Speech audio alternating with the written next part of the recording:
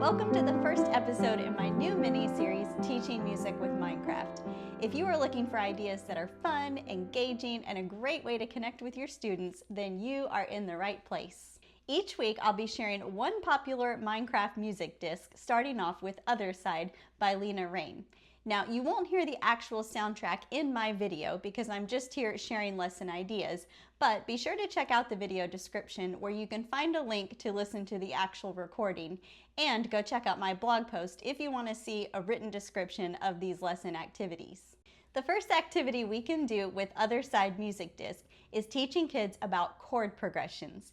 This song is perfect because you will hear the same repeated chord progression about 50 million times. And so once students learn to recognize this pattern, C, A, F, G, they can't unhear it, and neither can you. So let's give a simple definition here.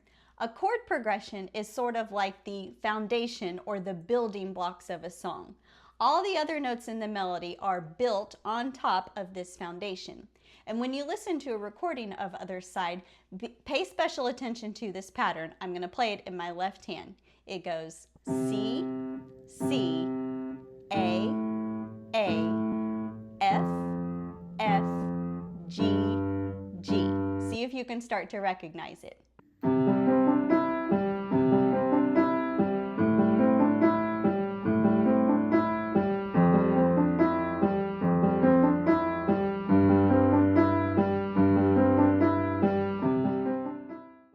Is it becoming familiar now? Good.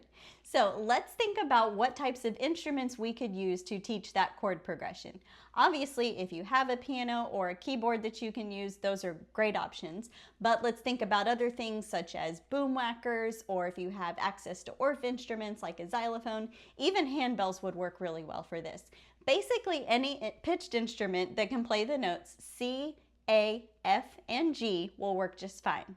As an extension to this idea, see if you can challenge your students to go home and find out other songs that use a very similar chord progression to Otherside.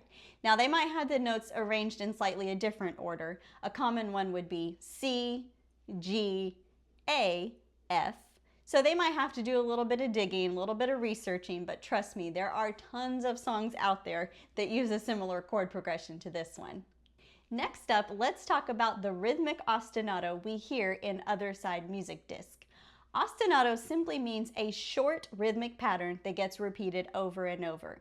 And this ostinato, ticka ticka tee tee, ticka ticka tee tee, ticka ticka tee tee, ticka ticka tee tee, is a big part of the reason that Otherside will get stuck in your head, because it's very repetitive and it almost starts to sound like a broken record.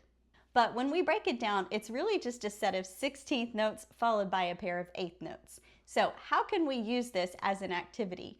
Let me show you 3 ideas. Each of them could either just be done independently, or if you want to get really crazy with it, you can try layering these together. Number 1, play the ostinato on any type of rhythm instruments, and then pair that together with pitched instruments playing the same chord progression that we learned earlier.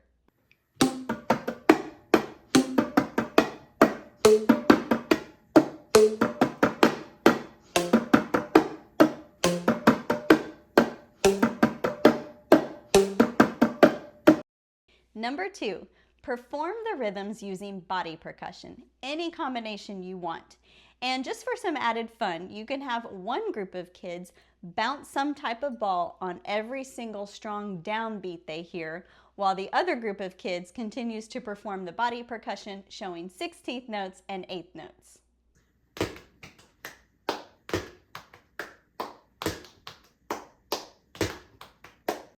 I really love adding the bouncy ball on those strong downbeats because we can also talk about the concept of musical accents and what that sounds like. Now, I will give you one disclaimer about this activity. Don't expect your kids to be able to keep up with the tempo of the actual recording, because what we don't want to happen is for them to get really frustrated because it goes super fast and they feel like they can't keep up with the pace. So personally, I would recommend, if you're going to try this with body percussion, at least to start with, just do it without any kind of recording playing in the background. Number 3, Have students make up words that fit with the rhythmic ostinato.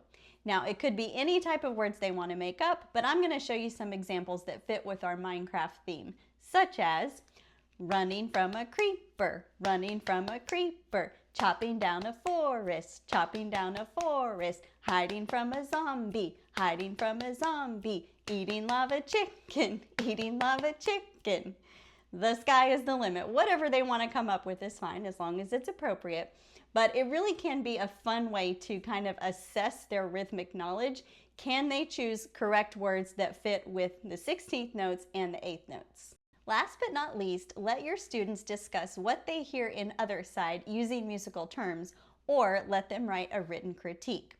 With a written critique, you can even modify it a little bit for younger kids and make it more of a fill-in-the-blank type of page. For example, the tempo I hear in the music is blank, and I do or do not like it because blank.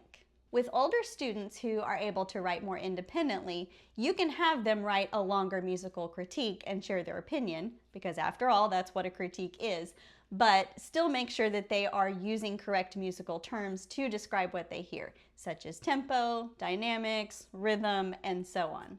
If you prefer to do this as a group discussion, there's kind of 3 different types of questions that you could use. Number 1, describing the music using musical terminology that is correct. Number 2, sharing their opinion and using reasons to back it up. But number 3 is probably my favorite, and I always try and include questions that are sort of open-ended or imaginative. So I'm going to leave you with this question. What if we could take this song Otherside and play it on literally any other type of instrument that we want? It could be the trumpet, it could be the accordion, it could be anything you can imagine. I'm going to tell you my answer, and then I want to hear your answer in the comments below. What if we could take Otherside and hear it played on the harp? I wonder what that would sound like. Thank you so much for watching. If this video has been helpful, please be sure to subscribe to Morning Basket Music so you don't miss a thing. Until next time, happy music making.